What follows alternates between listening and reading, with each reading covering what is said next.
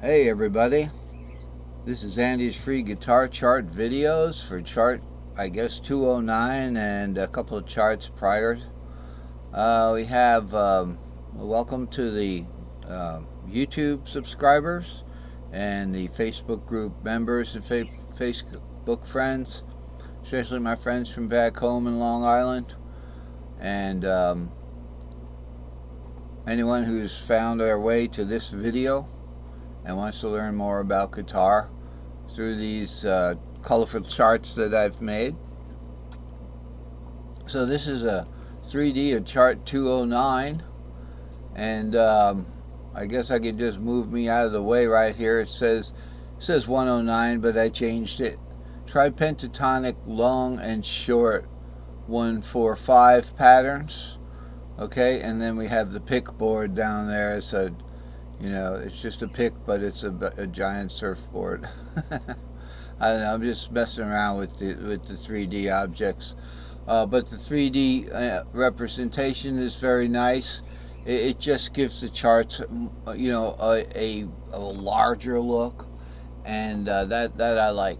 So, but we do want to get to the 2D chart where we could start the lesson. So this is it. It's what we have in general. Here's the fretboard. Here's the general backbone fretboard here. And below we have the short patterns. Above we have the long patterns. And this is a study in long patterns. Okay. So if we're doing that, again, let's look at that tri-pentatonic long and short 1-4-5 patterns. That kind of thing. Alright. Sorry, Mr. Dolphin. So, and then down here we have various helpful little diagrams. This is the string shape patterns, pattern stacks. So we have the S4, the S3s, the S2s. But I've got a new system now. It's going to be in the next coming week, where I'm going to be able to characterize partials up here. So right now, we're not doing any partials on the bottom, so they're going to retain their names in the new system. The S3L is going to be the S3D here. They'll retain their names. It'll be unaffected. It's going to be new names for partial S3XLs, but certainly for the partial S4Ls. So it's really going to be a new name for the partial S4L. The S3XL we're going to look at kind of as a special case, and we're going to refer to it in fourths. The S4L is going to be referred to, each string is going to be related by the previous or one above it by fifths. So the S4L is going to be like E, A, C, E, and then fifth of E is, it's actually going to be EC alias. So here's an S4L. Okay, so you have two aliases on the bottom. Alias meaning half whole, and then whole, half. It's the E shape, the C shape, the G shape, and the D shape.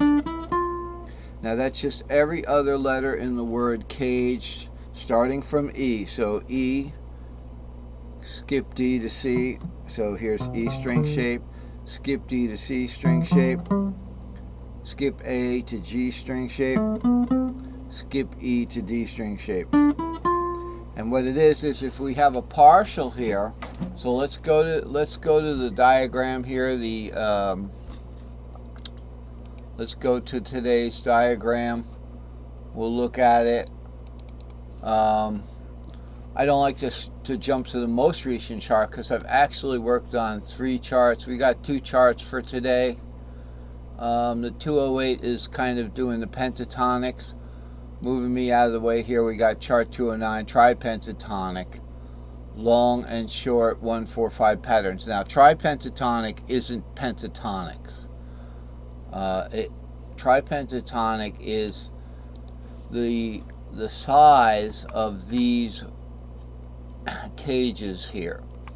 C cross E cross G is a tri-pentatonic cage in that it's the C cage position and an E-shaped F cage position being the fourth and the G-shaped fifth position, which would be G in the key of C, and the E-shaped fourth would be E-shaped F and the C. So right down here, by the way, I'm down tuned, so the regular guitar zone would be here. I just don't have my capo now. I have to buy another one.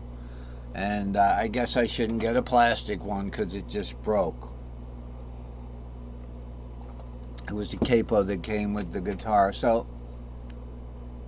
we have here the C shape. C. Sorry. You know, by the way, my playing in the morning isn't that great, and the guitars are like cold.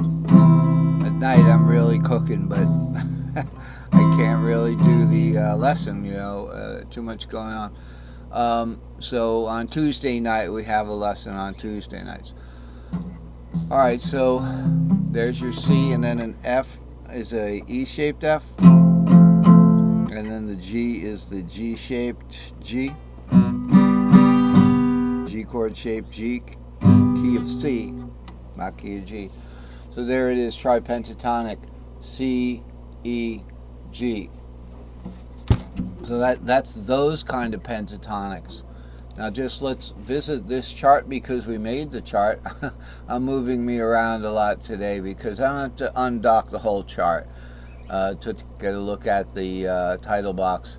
Pentatonics and chord shape fitting with the long capo key of caged patterns. What is key of caged capo? Okay, and what are pentatonics? In this case, how am I using the word? This is a bad boy because I didn't draw the pentatonics on here, but I did them over here. The problem is with this pentatonic stack right here. Okay, we have it here. I was going to say with this particular pentatonic stack, I just blacked out the notes that we're not playing, and now I can't find my starting point for the normal S4E pattern. So this is pentatonic, open capo. It means that this is the long pattern we would use at the if there was a fret nut or a capo here.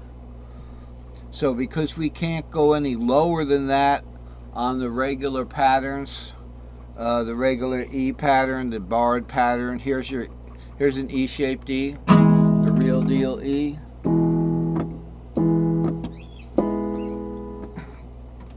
Okay, that's E as best as I could tune it, and of course I have a Yamaha EW400. So I bought this thing off of Sweetwater or something about 6 years ago, and it's really turned out to be the best for, you know, what I got to do, and it really plays good in the mode that when you get into the synthesizer mode and all that stuff. Anyway,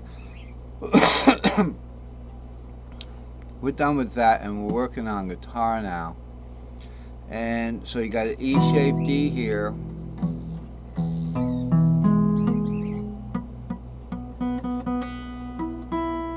And by the way, that E is built on string shapes. So that would have an E string shape, a C string shape, a G string shape, a D string shape. Okay, and then we would have to warp over these top two. We're not going to do that right now. We're just looking at the 4-string pattern here. So pentatonic means you play a pentatonic scale, root 2, 3, 5, 6, root. Okay? So in the key of E, that would be in this particular pattern, it would be root 2, 3, 3, 5, 6, root 2, 3. And remember that 2, 3 here is F sharp and G sharp. Okay?